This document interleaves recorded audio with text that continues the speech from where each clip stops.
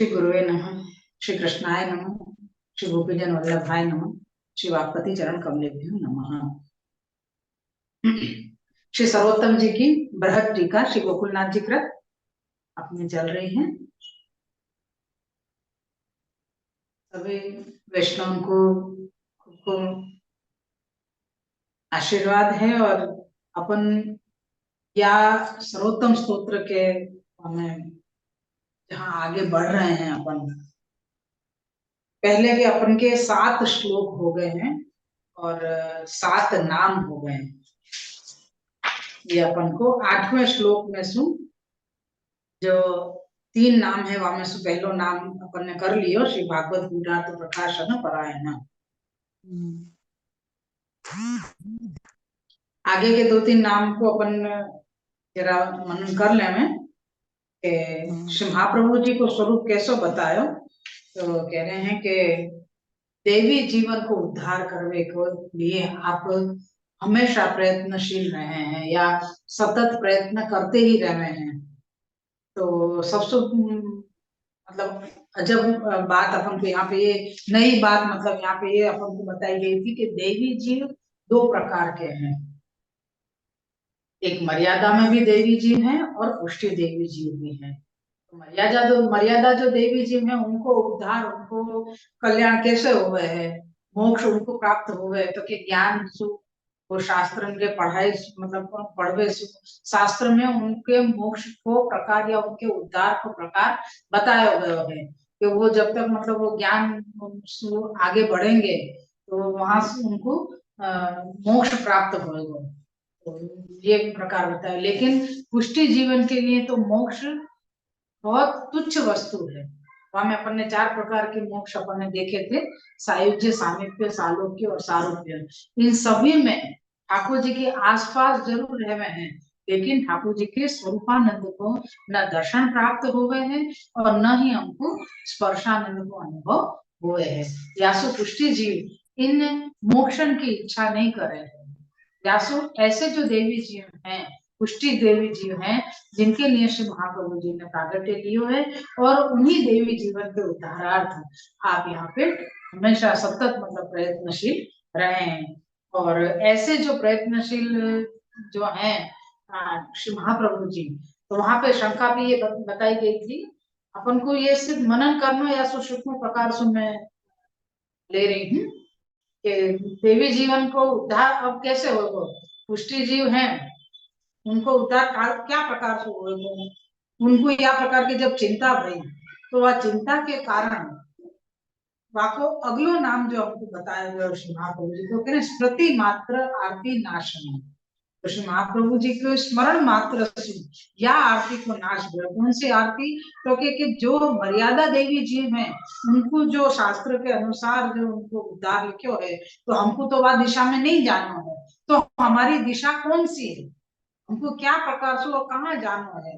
तो जब श्री महाप्रभु जी के चरणारविंद को स्पर्श भयो है तो स्मरण मात्र सु और मैंने स्पर्शन मात्र सु यहाँ पे देवी जीवन को अपने उद्धार की चिंता मिट गई है। या सु कहिए कि वो जो आरती वो जो चिंता हृदय में हो रही थी वो चिंता को नाश हो गया है। तो कह रहे हैं कि भाई अब ये तो बता दियो कि भाई चिंता मुक्त हो गए देवी जीव, पर अब उनको चलना कौन सी दिशा में है। तो कह रहे हैं उनको पुष्टि भक्ति मार्ग के अनुसार चलना है। तो भाई पुष्टि भक्ति मार्ग कहाँ से प्रकट भयो, कैसे प्रकट भयो, कौन ने प्रकट किया। तो कृष्ण महाप्रभु जी ने श्रीमद भागवत जी में को गूढ़ अर्थ प्रकाश करे है। ये अगलो नाम श्री महाप्रभु जी को अपन को बताया गयो। तो कह रहे हैं कि वो गूढ़ अर्थ क्या प्रकाश किया है। श्री भागवत गूढ़ार्थ प्रकाशन परायण श्री महाप्रभु जी श्रीमद भागवत जी के गूढ़ अर्थ को प्रकाश करें, मतलब कि हमको बता रहे हैं कि देखो ये चीज यहाँ में छुपी हुई है। तो कह रहे हैं कि और तुम ये कह रहे हो कि पुष्टि मार्ग श्रीमद भागवत जी में से निकले हो, तो फिर वो कैसे हो सके, क्योंकि श्रीमद भागवत जी तो मुक्ति देवे। ये सब उनको मालूम है कि श्रीमद भागवत जी क्या करें, मुक्ति देवे। ये शुरुआत जब अपन श्रीमद भागवत जी की करें वहां पे अपन को गोकर्ण जी और धुंधुकारी जी की वार्ता पसंद है पूरा, वो वासु अपन को जान पड़े है कि श्रीमद भागवत जी ने ये मुक्ति के लिए वो कियो जाए है। तो कह रहे तुम कह रहे हो कि भक्ति और मुक्ति ये दोनों अलग दिशा में चले हैं, तो भाई श्रीमद् भागवत जी जब मुक्ति दे रहे हो है तो फिर भक्ति कैसे प्राप्त हो?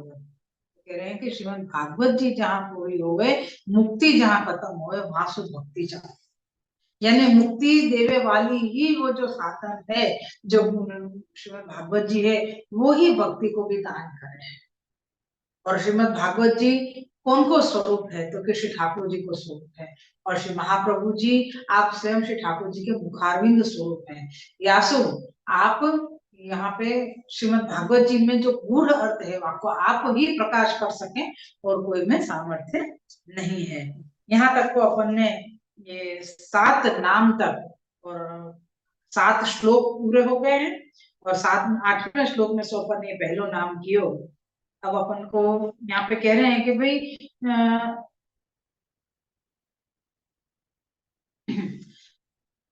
ताते श्रीमद् भागवत के गूढ़ार्थ को प्रकाश करिवे के विशेष आचार्य जी महाप्रभु आप विचार युक्त हैं।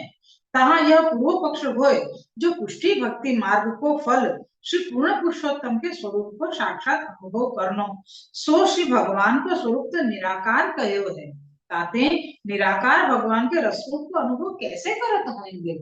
अपन ने छेले प्रश्न लियो तो यहाँ पे कि तुम कह रहे हो कि पुष्टि भक्ति मार्ग को फल श्री पूर्ण पुरुषोत्तम को अनुभव है। तो भाई जो चीज दिखाई ही नहीं देगी या जो चीज को कोई आकार ही नहीं है, जो चीज को कोई स्वरूप ही नहीं है, तो वाको अनुभव कैसे किया जा सकता? अभी चलो अपन यो कहें कि भाई ये हवा है तो हवा को भी अपन स्पर्श से अनुभव तो करेंगे, दिखे नहीं है भले वो, लेकिन स्पर्श से अनुभव तो हुई है। तो वह स्पर्श को अनुभव भी अपन को हो तो रहे हो कि हाँ ये हवा है, हवा चल रही है या बंद हो गई, ये भी अपन को अनुभव से खबर पड़ जाए। लेकिन यहाँ तो कह रहे हैं कि जो ठाकुर जी को स्वरूप जो है पूर्ण पुरुषोत्तम का स्वरूप है वो तो निराकार बताया, भगवान का स्वरूप निराकार बताया। तो वे निराकार को आनंद कैसे लेते होंगे, निराकार को अनुभव कैसे करते होंगे? तो ये प्रश्न यहाँ पे किए गए। या संदेह को दूर करने के लिए श्री गोसाई जी ने श्री आचार्य जी महाप्रभु जी को नाम दिया है साकार ब्रह्मवादेक स्थापक। श्री साकार ब्रह्मवादैक स्थापकाय नमः। श्री कृष्ण शरणं मम। श्री साकार ब्रह्मवादैक स्थापकाय नमः। श्री कृष्ण शरणं मम। श्री साकार ब्रह्मवादैक स्थापकाय नमः। श्री कृष्ण शरणं मम। श्री महाप्रभु जी को 8वां नाम है साकार ब्रह्मवाद एक स्थापक। या को अर्थ श्री गोकुलनाथ जी कहते हैं जो श्री आचार्य जी महाप्रभु आप कैसे हैं जो साकार हैं, सकल इंद्रिय करी के अनुभव करवे योग्य हैं और शुद्ध आनंद मात्र कर पाद मुख धराधि साकार रसात्मक से जो पूर्ण पुरुषोत्तम के स्थापन करने वाले हैं। अपन ने पहले ही शुरू में श्लोकन में अपन ने समझो कि साकारत्व बतायो प्राकृत धर्मानाश्रय प्राकृत निखिल धर्म रूपमिति निगम प्रतिपाद्यम यत्तचित्तम साकृति स आकृति स्तव। वहां पे अपन ने पूर्ण रीत से या चीज को खुलासा अपन ने समझो है कि श्री ठाकुर जी को स्वरूप आनंद मात्र कर पाद मुख उदर आदि है। तो यहाँ पे बता रहे हैं कि ये बात वेद में ही लिखी हुई है और वहां सुही श्री महाप्रभु जी ने बताया कि देखो ये यहाँ स्पष्ट लिखो है कि श्री ठाकुर जी को श्रीहस्त सु मुखारविंद सु उदर सु चरणारविंद सु हर प्रकार से, उदर को मतलब यहाँ पे हृदय को बताया हुआ है कि आप हर प्रकार से आनंद देने वाले हैं। तो जब आपकी आकृति है जब भी आप आनंद देंगे ना, जो चीज जाके पास नहीं होगी वो आनंद कैसे दे सके? जो चीज अपने पास है वही हम दूसरे को दे सके। हमको जिनने आंख नाक कान हाथ पांव सब दिए उनके पास वो चीज नहीं होगी तो हमको कैसे देंगे? ये पूर्ण रीति अपन को समझ यहाँ पे होनी चाहिए। और ये चीज श्री महाप्रभु जी ने समझाई कि श्री ठाकुर जी जो पूर्ण रसात्मक है, साकार है, उनको पूर्ण पुरुषोत्तम को ये स्थान करण वाले, यानी आप आनंद मात्र कर पाद उनको दरा दी हैं। ऐसे श्री पूर्ण पुरुषोत्तम के स्वरूप को फलरूप अनुभव सबन को हुए हैं। ऐसे जो श्री ठाकुर जी हैं इनको सबन को अनुभव हुए हैं, क्योंकि आप साकार हैं और आनंद देने वाले हैं। जो पुष्टि मार्गीय देवी जीवन को भली भांति सो ऐसो यथार्थ साकार रसात्मक स्वरूप को निरूपण करीबे वाले श्री आचार्य जी महाप्रभु जी हैं। तो ऐसे सुंदर स्वरूप को जनावे वाले यानी कि बतावे वाले श्री महाप्रभु जी हैं, जिनने श्री पुष्टि भक्ति मार्गीय वाले जो देवी जी हैं पुष्टि भक्ति मार्ग के, उनको आपने क्या प्रकार से आनंद को दान करने वाले जो श्री ठाकुर जी हैं उनको स्वरूप सामने रखे हो। आपने बताया कि ठाकुर जी साकार हैं और आनंद सतत आनंद प्रदान कर रहे हैं अपन। अब यहाँ पूर्व पक्ष किया गया है कि ऐसो रसात्मक साकार श्री भगवान को स्वरूप अब ताई कहूं निरूपण नहीं किए हैं। यहाँ पे कह रहे हैं कि कोई संदेह कर रहे है कि भाई अभी तक तो ये सो वर्णन ठाकुर जी के स्वरूप को कहीं भी साकार है ठाकुर जी, श्री भगवान रसात्मक और साकार हैं, ऐसे तो कहीं भी निरूपण स्वरूप पर नहीं आया है। तो यहाँ या भांति सो संदेह होए सो संदेह दूर करने के लिए श्री गोसाई जी श्री महाप्रभु जी को नाम कहते हैं जो वेद पारग। हाँ, नवमो नाम आयो है वेद पारग। यहाँ पे 8वां नाम अपनो पूर्ण भयो। वेद पारगाय नमः श्री कृष्ण शरणं मम। श्री वेद पारगाय नमः श्री कृष्ण शरणं मम। श्री वेद पारगाय नमः श्री कृष्ण शरणं मम। श्री आचार्य जी को नवमो नाम वेद पारग, याको अर्थ श्री गोकुलनाथ जी कहते हैं जो श्री आचार्य जी महाप्रभु जी कैसे हैं, जो वेद पारग। वेद पारग को क्या मतलब है, सो वेद के हार्द को जानने वाले हैं। वेद के हार्द को वेद कहाँ से प्रकट हुए, श्री ठाकुर जी ने जब श्वास उच्छ्वास लिए वहां से वेद मतलब वेद प्रकट भयो। तो है तो आपके मुखारबिंद नहीं, कांसी मुखारबिंद सब तो श्री महाप्रभु जी हैं। तो श्री महाप्रभु जी आप वेद को हार्द जानने वाले हैं। हार्द को मतलब क्या है कि सो वेद में तो श्री ठाकुर जी को स्वरूप साकार रसात्मक अति अनिर्वचनीय है सो कहो। वेद में श्री ठाकुर जी को स्वरूप साकार रसात्मक और अति अनिर्वचनीय है ऐसा बताया है वेद के अंदर।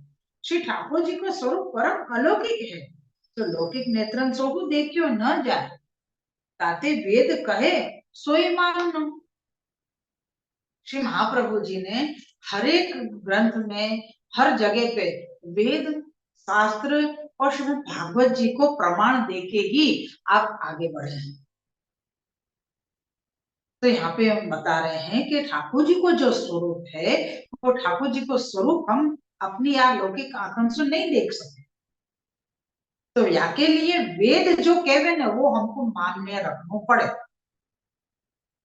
अगर वेद जो कह रहे हो वो भी हम नहीं माने तो उनको याद होए तो श्री महाप्रभु जी जब जगन्नाथ जी पधारे तो वहां जगन्नाथ जी को सब पंडित वहां पे हते सबन ने कही कि ठाकुर जी मतलब वो चार चार प्रश्न जो किए थे कि कौन से देव पूजनीय हैं, कौन सो गीत यानी कौन सो ग्रंथ बोलना चाहिए, और कौन कौन से प्रभु को वो सेवा सेवा नहीं सेवनीय है और कौन भजन करवे योग्य है, ऐसे चार प्रश्न आते। तो श्री महाप्रभु जी ने कही कि नहीं आपको उत्तर हम जगन्नाथ जी सुनी लेवे कि भाई जगन्नाथ जी कैसे जवाब देंगे। तो क्योंकि एक लिखवे के लिए मतलब खड़िया खड़ी का क्या है दवा, पहले तो शाही वाली पेन वगैरह सब वो लिखते थे ना, पेन पेन नहीं आती थी लकड़ी से लिखते थे। वो कहीं एक भोजपत्र और खड़ी और वो सब रखो श्री जगन्नाथ जी के सम्मुख में। तो और पट बंद कर दिए।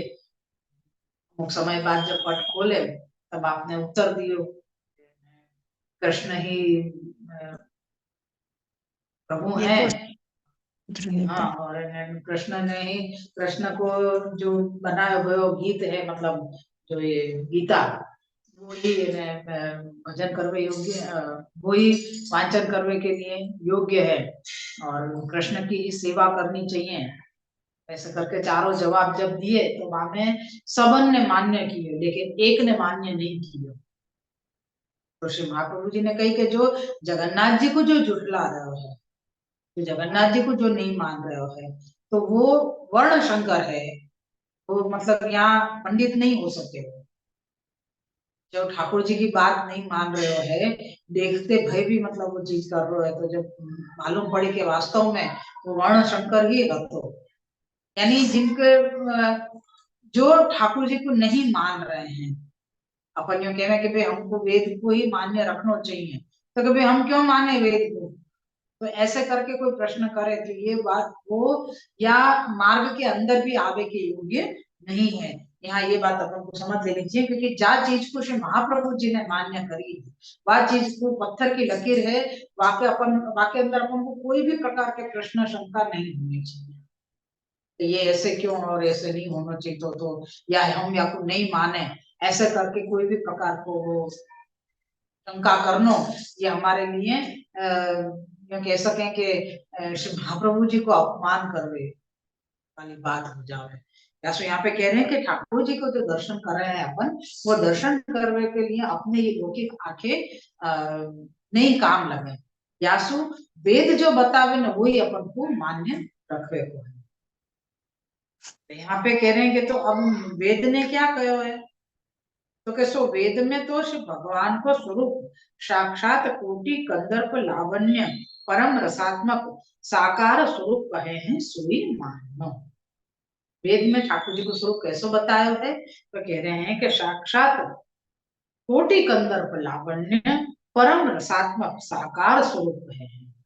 कहा यह पूर्व पक्ष हो, जो वेद में तो निराकार स्वरूप श्री भगवान को सब पंडित निरूपण किए हैं, सो साकार स्वरूप तो नहीं किए हैं, और तुम तो साकार स्वरूप को निरूपण करत हो, सो कैसे। कहा कहते हैं जो और पंडितन को वेद को संपूर्ण ज्ञान नहीं है, ताते श्री भगवान को स्वरूप निराकार निरूपण करते हैं। सो काहे थे जो जब श्री पूर्ण पुरुषोत्तम को ज्ञान होए तब वेद को ज्ञान होए, क्यों जो वेद तो श्री भगवान के मुख ते प्रकट भय हैं। कितनी खुलासा बद्ध बात करें, और ये कहें कि आप पहले ही ये जता दे कि देखो यहाँ में ये चीज आएगी। अपन को ये पहले से ही मतलब आप समझा रहे हैं कि भाई तुम कह रहे हो कि यहाँ में तो इन्हें निराकार बताया है, सारे पंडितन ने तो भगवान को स्वरूप निराकार बता दिया, और तुम कह रहे हो कि वेद में ही लिखी गई है। तो कि भाई उन लोगों को ये चीज नहीं मालूम है। व्यासु वो बता रहे हैं क्यों, क्योंकि जब तक ठाकुर जी को ज्ञान नहीं हुए तब तक वेद को ज्ञान भी नहीं हुए। वेद को ज्ञान नहीं हुए तो ठाकुर जी को नहीं हुए, यानी कहीं ना कहीं एक चीज को ज्ञान होना जरूरी है। ना तो तुमको वेद को ज्ञान है तो तुमको ठाकुर जी को ज्ञान कैसे हुएगा, कि ठाकुर जी को स्वरूप कैसे है। तो ये सब कछु यहाँ पे बताते हुए बता रहे हैं कि यहाँ पे कि वेद श्री महाप्रभु जी क्यों जान रहे हैं, क्यों, क्योंकि श्री वेद है जो श्री भगवान के मुख से प्रकट हुए हैं। ताते वेद हु परम अलौकिक है, ते लौकिक बुद्धि ते अलौकिक वेद को ज्ञान नहीं हुए। ताते थोड़ी सी श्रुति जान के वे अपने मत के आग्रह से श्री भगवान को स्वरूप निराकरण करते हैं। थोड़ा सा ग्रंथ को वांचन कर लियो। अब मैं ये कह दूं कि भाई मैंने ये 3-4 नाम पढ़ लिए और आगे के 2-4 श्लोक कर लिए, जो सब पढ़ लिए, वो मैंने तो पूरा सर्वोत्तम सूत्र याद हो गया, और सर्वोत्तम सूत्र को मेरे को पूरा ज्ञान हो गया, और ये मैं बताता हूँ तो मैं मूर्ख हूँ, महामूर्ख हूँ मैं, क्योंकि मैंने तो पूरा हार्द पढ़ियो ही नहीं है, पूरा स्वरूप मैंने पढ़ियो ही नहीं है। मैं आगे के थोड़े से नाम करके मैं सबन के वहां दंपास मारो क्या सर्वोत्तम सूत्र की टीका है, सर्वोत्तम सूत्र में तो वो शुरू के जो नाम है वही को मैं बताती रहूं, शुरू में जो बताया वही मैं बताती रहूं, क्योंकि मुझे तो वही मालूम है। और सब उनको मैं ढिंडोरा पीट के कहूँ कि नहीं सर्वोत्तम जी ये नाम है वो बहुत सुंदर है, ये नाम है वो बहुत सुंदर है। वो 10 नाम से आगे मैं जाऊं ही नहीं, क्यों? क्योंकि मैंने पढ़े ही नहीं, मुझको खबर ही नहीं है वहां में कहा है। तो मैं अपनी पंडिता यही छांटू तो लोगों को यही लगे कि हाँ यही नाम है, आगे के नाम को तो खबर ही नहीं है। और फिर जिनने हार्द पड़े हुए वो आगे आके बतावे कि भाई हमें तो लीलामृत रसाळ द्रावि को स्वरूप पशु अलग ही है, तत्सार भूतरास स्त्री अलग है, हैं? भक्त चारोपदेष्टा में जो तो है वाको पूर्व प्रकार बतायो है, कर्म मार्ग को पूर्व प्रकार बतायो है, बहुत सुंदर सुंदर वर्णन आए हैं। ले हमको तो अभी तक कोई ने बताया ही नहीं, तो ऐसो तुम कैसे बता रहे हो? सर्वोत्तम जी में तो ऐसे बची है ही नहीं है। तो कि भाई तुमको जिनने बताया आपको सर्वोत्तम को पूर्व ज्ञान ही नहीं है, तो तुमको कहाँ से बताते हो? ऐसे ही कह रहे हैं कि जिनने वेद पढ़े हुए वो वेद को पूर्व ज्ञान नहीं है, थोड़ी सी श्रुति पढ़ ली, आगे की थोड़ी श्रुति यानी श्लोक पढ़ लिए उनने, और वो बता रहे हैं कि भगवान तो निराकार है। तो ऐसे करके तुमको अधूरो ज्ञान दिया उन्होंने। क्यों यहाँ पे बता रहे हैं कि श्रुति साथे थोड़ी सी श्रुति जान के वे अपने मत के आग्रह से श्री भगवान को स्वरूप निराकार निराकरण करते हैं, ताते उनको कहो न मानो। समझ में आई? कि उनको कहो नहीं मानवे को, जिनने अर्धो ज्ञान लियो, अर्ध ज्ञान लेके और फिर सबको बांट रहे हैं कि हम तो बहुत ज्ञानी हैं करके। लोग ये समझे कि हाँ इनको कितना ज्ञान है, वो ज्ञान के नाम पे तो वो शून्य हो, लेकिन वो थोड़ा सा चिट्ठा पढ़ लियो हो तो बस वही के दम पे चल रहे हैं। तो ऐसे इनको कहो नहीं मान रहे को, सो काहे थे जो यथार्थ स्वरूप नहीं करे हैं। ऋषि आचार्य जी महाप्रभु जी को तो चारों वेद, छठ शास्त्र, अष्टादश पुराण को पूर्ण ज्ञान है। महाप्रभु जी को चारों वेद, छठ शास्त्र, अष्टादश पुराण को पूर्ण ज्ञान है। ताते चारों वेद, छठ शास्त्र, अष्टादश पुराण, ताते सामवेद शाखा, उपनिषद, श्रुति, स्मृति आदि में जो विचार निश्चय भयो, जो श्री भगवान साकार शुद्ध आनंद मात्र पर पाद मुखोदरादि स्वरूपात्मक निरूपण किए हैं। ये चीज अपन को दृढ़ करके अपन को समझनी है कि श्री ठाकुर जी पूर्ण पुरुषोत्तम साकार हैं और है। और साकार नहीं मानेंगे हम तो हमको पुष्टि में रहने को कोई अधिकार नहीं है। यासु श्री महाप्रभु जी बार बार श्री गुसाई जी या चीज पे जोर देके श्री महाप्रभु जी को जो स्वरूप वर्णन कर रहे हैं और जो वेद में से ये बाहर प्रकट किए हुए कि ठाकुर जी साकार है, वो साकारत्व को हमको यहाँ बार बार समझाया जा रहा है। यासु कह रहे हैं कि निरूपण के ताते प्रमाण मानो, यहाँ या सिद्धांत सो मायावादी निरुत्तर होते हैं। ताते श्री आचार्य जी महाप्रभु जी आप साकार स्वरूप को स्थापन करने वाले हैं, और मायावादी को निराकार, मायावादी तो निराकार स्वरूप को निरूपण करते हैं। सो वेद सो विरुद्ध है, वेद सो विरुद्ध है, तो प्रमाण नहीं मानो। अब श्री गोसाई जी श्री आचार्य जी महाप्रभु जी का नाम कहे हैं। यहाँ अपनो 8वां श्लोक और 9 नाम अपने श्री महाप्रभु जी के पूर्ण कहे हैं। 9वां श्लोक अपन आए हैं यहाँ पे, हमें अपने 1 2 3 और 4 नाम, 4 नाम या श्लोक में आएंगे। अपन पहले श्लोक ले लो 9वां। मायावाद निराकर्ता सर्ववादी निरासकृत भक्ति मार्गाब्ज मार्तंड स्त्री शुद्राद्युत्रति क्षम। 10वां नाम है मायावाद निराकर्ता। श्री मायावाद निराकर्त्रे नमः, श्री कृष्ण शरणं मम, श्री मायावाद निराकर्त्रे नमः, श्री कृष्ण शरणं मम, श्री मायावाद निराकर्त्रे नमः, श्री कृष्ण शरणं मम। श्री महाप्रभु जी को 10वां नाम मायावाद निराकर्ता, या को अर्थ श्री गोकुलनाथ जी कहते हैं जो श्री आचार्य जी महाप्रभु जी कैसे हैं, जो मायावाद निराकरण करने वाले हैं। कहा कहते हैं, जो कोई तो यो कहते हैं जो एक मायावाद ही सत्य है और सब मिथ्या है।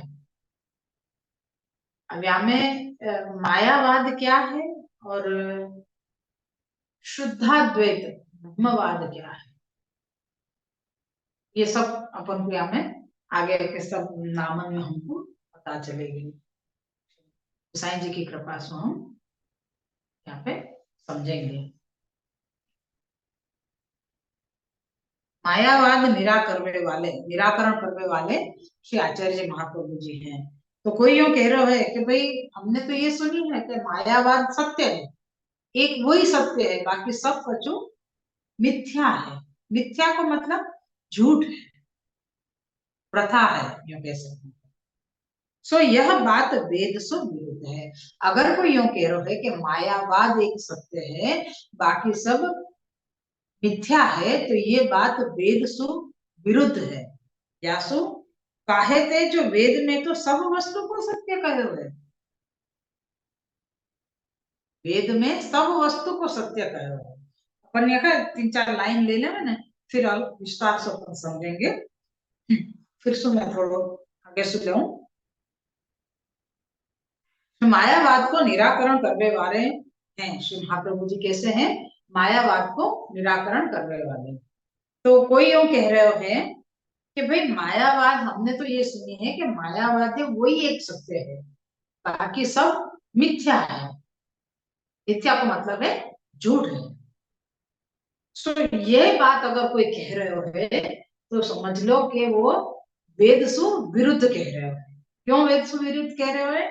क्योंकि वेद में तो सब वस्तु सत्य कही है, ताते मायावाद तो वेद विरुद्ध है, अथवा मायावाद आदि के जो औरहुवादी हैं तेगु सब वेद सु विरुद्ध है। अगर मायावादी को ही सत्य कही जा रही है तो मायावादी वेद सु विरुद्ध है, और ऐसे वेद सु विरुद्ध लोगों को संग नहीं करना चाहिए।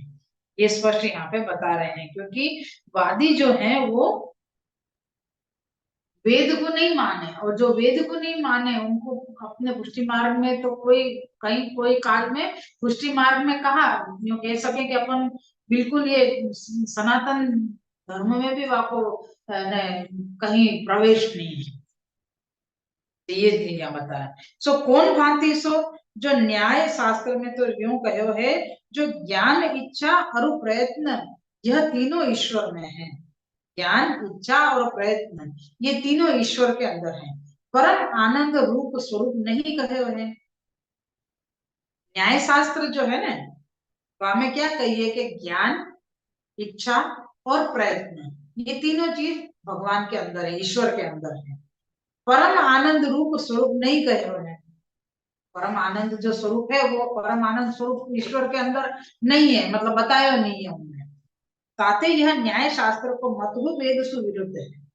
मायावाद और न्याय शास्त्र वाले ये दोनों चीज बताए यहाँ पे। ये दो अलग अलग लोग हैं, लेकिन ये सब वेद सु विरुद्ध है। मायावादी भी वेद सु विरुद्ध है, और न्याय शास्त्र वाले जो हैं वो भी वेद सु विरुद्ध बता रहे हैं। क्यों विरुद्ध बता रहे हैं? और कर्मवादी है सो तो कर्म को ही मुख्य मानत है, ईश्वर को मानत ही नहीं है। और सांख्यवादी है सो तो प्रकृति को ही मानत है। ताते सब मत वेद सो विरुद्ध है। फिर इसको अपन लेंगे। यहाँ 4 प्रकार के अपन को यहाँ पे जीव बताए। अपन को कैसे कैसे प्रकार के जीव बताए, कह रहे हैं कि पहलो मायावादी, वो वेद सु विरुद्ध है। क्यों? क्योंकि मायावादी कह रहे हैं, हम जो कह रहे हैं वो सत्य है, बाकी सब मिथ्या है, मतलब कि सब झूठ है। यासु वो वेद सु विरुद्ध है। क्यों? क्योंकि वेद में बताई है कि भाई सब चीज सत्य है। ऐसा क्यों कही है? वो यासु कही है क्योंकि सब चीज ठाकुर जी की बनाई गई है। कोई के जगत मिथ्या है, कोई कहे तो वे जगत मिथ्या नहीं है, क्योंकि श्री महाप्रभु जी ने यह प्रमाणित किया है कि जगत सत्य है। क्योंकि जगत क्रीडतीयो यतः, ठाकुर जी ने जगत में ही आके क्रीड़ा करी, तो जगत मिथ्या कैसे हो सके, जगत झूठ कैसे हो सके? तो ये चीज वेद सुविरुद्ध आई। तो जो वेद सुविरुद्ध है वाको यहाँ कोई प्रवेश नहीं है। और दूसरे भी मत जो बताए वो कौन से बताए, एक न्याय शास्त्र वाले बताए, एक कर्म कांड वाले बताए, एक ये बताए अपने सांख्यवादी बताए। तो इन सबके लिए अपने अपने ईश्वर इनने अलग ही बना रखे हैं, अपने अपने क्या कहते,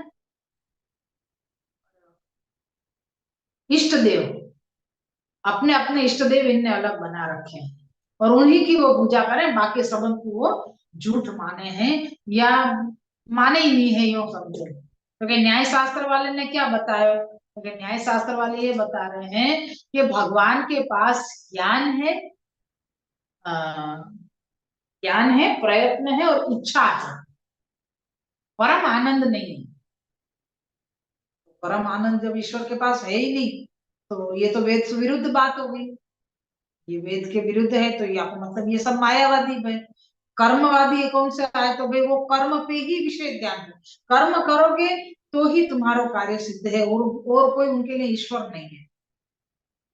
कर्म करनो ये हमारे लिए यही हमारे इष्ट देव है। ऐसे ही सांख्यवादी बताए, सांख्यवादी प्रकृति को माने, प्रकृति को मान रहे हैं, उनके लिए वही, और कोई ईश्वर को माने ही नहीं है। प्रकृति है, कुदरत है, वो जैसे चल रही है या में, जैसे कहे ना कि अभी बहुत चल रहे है स्वाध्याय, ध्यान में बैठ जानो, स्वाध्याय में जाना जा रहे हैं तो वहां जाके क्या करें, भाई ध्यान में बैठे, आंख बंद करके बैठे। अरे भाई तुम आंख बंद करके बैठे हो तो तुम ध्यान कर कौन को रहे हो, और जिनको तुम ध्यान कर रहे हो उनके स्वरूप को ज्ञान का है तुम तो कह रहे हो कि निराकार है भगवान। तो जब भगवान निराकार है तो तुम ध्यान में देख कौन को रहे हो, जब तुम्हारे ठाकुर जी तुम्हारे भगवान को साकारत्व ही नहीं है तो तुम आंख बंद करके कौन को ध्यान कर रहे हो।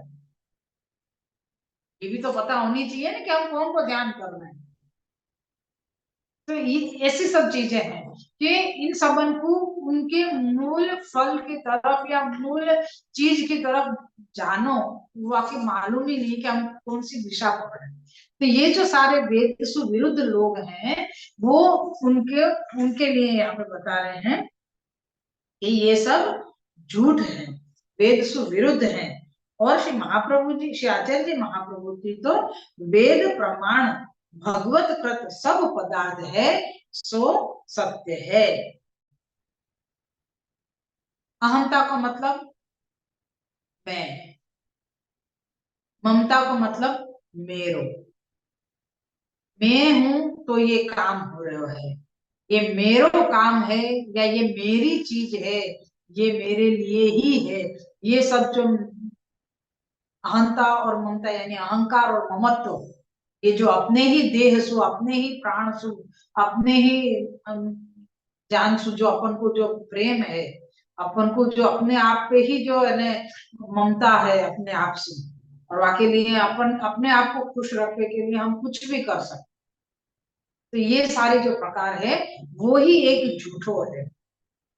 सो काहे थे जो सर्व पदार्थ के प्रकट करता भगवान है। सो श्री भगवान परमानंद स्वरूप है। उनकी इच्छा मात्र से अनेक ब्रह्मा उत्पन्न होते हैं। उनकी इच्छा मात्र से पालन होए तथा कर्तुम अकर्तुम अन्यथा कर्तुम करण मात्र समर्थ है। ताते भगवत कृत जो वस्तु है सो सब सत्य है। सबन के मुख्य, सबन के कर्ता, सबन के इष्ट, सबन के नियात्मक, सबन के भजन करवे योग्य, सबन को सुखदायक, सबन के मित्र श्री भगवान हैं। श्री भगवान बिना और सब असत्य है। याहिते श्री आचार्य जी महाप्रभु आप सबन के मन निराश किए हैं, यह जताए के लिए श्री गोसाई जी अब श्री आचार्य जी महाप्रभु जी को नाम कहते हैं जो सर्ववादी निराश।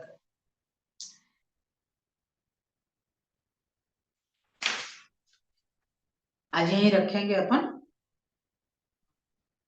10वां नाम अपने यहाँ पे पूरा हुआ है।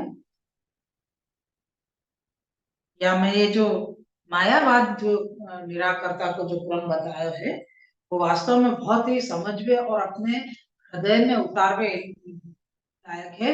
क्योंकि जीव को जब लौकिक सुख नहीं मिले हैं, तब ऐसी सब चीजों के पीछे दौड़ने के लिए जीव मतलब प्रयत्न करे है और ठाकुर जी के चरणार में भूल जावे है। तो या के लिए हम सबको ये चीज वास्तव में समझवे की है कि जो वेद से विरुद्ध है वह दिशा में मत जाओ, क्योंकि वह दिशा में जाओगे तो तुमको सिर्फ दुख के सिवाय और कुछ नहीं मिलेगा। कर्म मार्ग की तरफ जा रहे हो तो भी तुम हैरान होगे, तुम सांख्य योग की तरफ जा रहे हो तब भी तुम परेशान होगे, तुम अगर मायावाद की तरफ जा रहे हो तब भी तुम गलत जगह पे जा रहे हो, और न्याय शास्त्र की तरफ जा रहे हो। यानी ये सब अपन को मुख्य चीज बताई है। यासु लगते तो बहुत सारी चीज हैं जो अपन को ठाकुर जी से दूर ले जावे हैं। यासु ये सब चीज अपन को दृढ़पने अपन को समझनी चाहिए कि ठाकुर जी को जो भी बनाए हुए जो सब बना है ठाकुर जी को, तो वो सब चीज सत्य है, कछु भी झूठ नहीं है। क्या मैं जैसे छेले बताया ना कि ठाकुर जी सबके चलावे वाले हैं, ठाकुर जी सबन में मुख्य हैं, सबन के कर्ता हैं, सबन के इष्ट हैं, सबन के नियात्मक हैं, सबन के भजन करवे योग्य हैं, सबन को सुखदायक हैं, और सबन के मित्र श्री भगवान ही हैं। और श्री भगवान के अलावा जो भी है वो सब असत्य है, सब मिथ्या है, सब वृथा है। तो ये प्रकार अपन आयो, अपन के 3 नाम अपन ने लिए, 8, 9 और ये 10। साकार ब्रह्मवाद, वेद पारग और मायावाद निराकर्ता, 3 नाम आज लिए हैं। कल आगे अपन लेंगे।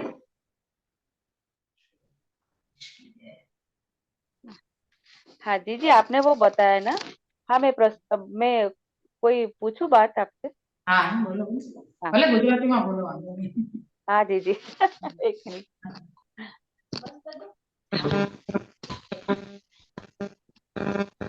दीदी, आपको कहूँ ને કે જ્ઞાન ઈચ્છા અને પ્રયત્ન,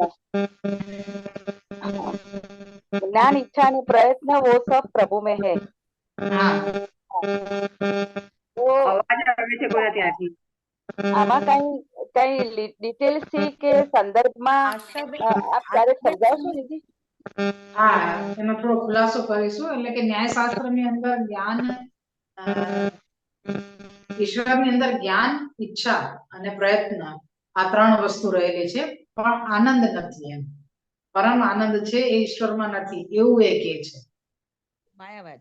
हाँ मायावादी એટલે ન્યાયશાસ્ત્ર વાળા જે મત વાળા છે, અલગ અલગ મત વાળા વ્યક્તિ છે, કર્મવાદી મત વાળા અલગ છે, सांख्य योग मत वाला अलग છે, માયાવાદી અલગ છે, પણ આ બધા ન્યાયશાસ્ત્ર વાળા અલગ છે। એટલે આ બધા માયાવાદીની અંદર જ આવે છે, પણ એ લોકો પણ આમ અલગ અલગ મત વાળા કહેવાય। અને એવા અલગ અલગ મત વાળા લોકો બધા જે પણ પોતાનો મત રાખે છે પણ બધું વેદ વિરુદ્ધ જ આવે છે, એટલે બધા માયાવાદની કેટેગરીમાં જ આવે છે। ભાઈ આ બધા શુદ્ધાદ્વૈત જે બ્રહ્મવાદ છે એનાથી અલગ પડે છે, વિરુદ્ધમાં જાય છે। કે ઠાકોરજીની અંદર જ તો આનંદ રહેલો છે, સત અને ચિત્ત તો જીવમાં પણ છે, સત અને ચિત્ત તો જીવની અંદર પણ છે, પણ આનંદ તો મૂળ ઠાકોરજીમાં જ છે। ઠાકોરજી વગર તો જેમ કે ને પ્રાણમાં સંચાર જ ન થાય, તો એના જેવી વાત છે કે ભાઈ તમે એમ કહો કે પ્રભુમાં આનંદ જ નથી, તો આ તો દેખીતી વસ્તુ છે કે આ વેદથી વિરુદ્ધ જ જઈ રહ્યા છે। કોઈ સાધારણ જીવ પણ ના માને કે ઠાકોરજીમાં આનંદ નથી, તો એવો ન્યાય માનવાનો મતલબ જ નથી આવતો। અને જે વેદથી વિરુદ્ધ છે એને આપણે માનવાનું ના હોય એમ। જ્ઞાન છે એટલે આપણને જ્ઞાન આપે છે, ઈચ્છા કરે છે, પછી એ ઈચ્છાને ફલિત કરવા માટે પ્રયત્ન કરે છે, એ વિશેષ આવે છે કે ભાઈ આપને જ્ઞાન થયું, આપણે એમ કહીએ કે મને મનોરથ થયો, મને કઈ ઈચ્છા થઈ તો એને હું સ્વરૂપ આપું, એમ કે એ મનોરથને હું બનાવું। મને ઈચ્છા થઈ કે ચલો આજે આપણે કોઈ પાર્ટી કરીએ કે આપણે ક્યાંક બહાર જઈએ, એના માટે મારે બધી જે પણ તૈયારી કરવાની હોય એ બધા માટે હું પ્રયત્નશીલ રહું છું। તો એમ કે છે કે એ બધું, એટલે કહેવાનું તાત્પર્ય ઇન્શોર્ટ એમ થઈ જાય કે ભગવાન પોતાનું કાર્ય કરવા માટે પ્રયત્નશીલ રહે છે, પોતાની ઈચ્છા પૂર્ણ કરવા માટે, પણ એમાં આનંદ નથી। પણ દીદી જ્ઞાન, ઈચ્છા અને પ્રયત્ન એ 3 વસ્તુ તો એટલે જ આ તો હું મારી સમજ પ્રમાણે કહું છું કે મનુષ્ય હોય એને જ્ઞાન, ઈચ્છા, પ્રયત્ન, તો પછી પ્રભુ સર્વ સમર્થ છે તો કેમ આનંદ ના હોય, એવું કેમ માને એમ. હું એ જ કહું છું કે આ વસ્તુ તો સાધારણ જીવ પણ ના માને કે ભગવાનમાં આનંદ નથી, એ વસ્તુ તો સાવ આમ એમ કહેવાય કે આવું વ્યક્તિ બોલનાર એવો મત જ કેવો વિચિત્ર હશે એમ. એટલે એ પ્રમાણે એટલે કે ઠાકોરજી મહાપ્રભુજી આ આજ્ઞા એમ કરે છે કે આ બધું વેદથી વિરુદ્ધ છે, અને વેદથી વિરુદ્ધનો મતલબ થઈ ગયો કે ભગવાનની આજ્ઞાથી વિરુદ્ધ છે. વેદ એટલે ઠાકોરજીની આજ્ઞા. વેદ જે પ્રગટ થયા છે ઠાકોરજીની આજ્ઞા થઈ ને, વેદ કોઈએ લખ્યા નથી, વેદ ઠાકોરજીએ પ્રગટ કર્યા છે. તો એ પ્રગટ થયેલા છે એનાથી તમે જો વિરુદ્ધ ચાલો છો તો એનો મતલબ ઠાકોરજીની આજ્ઞાથી તમે વિરુદ્ધ ચાલી રહ્યા છો, અને ઠાકોરજીની આજ્ઞાથી તમે વિરુદ્ધ ચાલો તો દેખીતી વસ્તુ છે કે તમે પુષ્ટિમાં કોઈ મતલબ જ નથી. મ્યુટ થઈ ગયું છે તમારું. માયાવાદ એમ કરે છે, કહે છે કે 4 વેદ પ્રભુએ પ્રગટ કર્યા છે તો પણ કેમ નથી માનતા કે પ્રભુ આનંદ પરમાનંદ નથી એમ, એવું કેમ કે છે? એમાં એ જ આપણને શરૂઆતથી એ જ સમજાવે છે ને કે ભાઈ એ લોકોને મૂળ જ્ઞાન જ નથી. અંદરનું જે મહાત્મ્ય ને જે જ્ઞાન, જે સ્વરૂપ પ્રગટ થવું જોઈએ એ નથી. એટલે કે જે મારું મનની વાત હું જ કહી શકું છું, તમે મને ઉપરથી જોઈ શકો કે આ તો બહુ સારી છે કે આમ છે તેમ છે બધી રીતે, પણ મારા મનમાં શું ચાલી રહ્યું છે એ મને જ ખબર છે, એટલે કોઈને નહીં ખબર હોય. એટલે એવી રીતે કે શ્રી મહાપ્રભુજીનો હાથ એટલે ઠાકોરજીનો હાથ મહાપ્રભુજી જાણે છે, કારણ કે આપણું જ સ્વરૂપ છે. હા, એટલા માટે આ પોતાના હૃદયની વાત જાણે છે કે ભાઈ મેં આમાં લખ્યું છે કે મેં આમાં બતાવ્યું છે મારું સ્વરૂપ એમ. તો તમને નથી દેખાતું પણ હું બતાવું છું કે ના આમ આમ છે, જો અહીંયા લખેલું છે. એટલે વેદ પૂરેપૂરો જ્ઞાન નથી વેદનું, અને એમાં તમે એમ કેવા જાઓ કે પ્રભુ નિરાકાર છે, આપે પણ વેદમાંથી જ બતાવ્યું ને કે ઠાકોરજી ઈશ્વર આનંદ માત્ર કર પાર મૂકો દરાજી છે.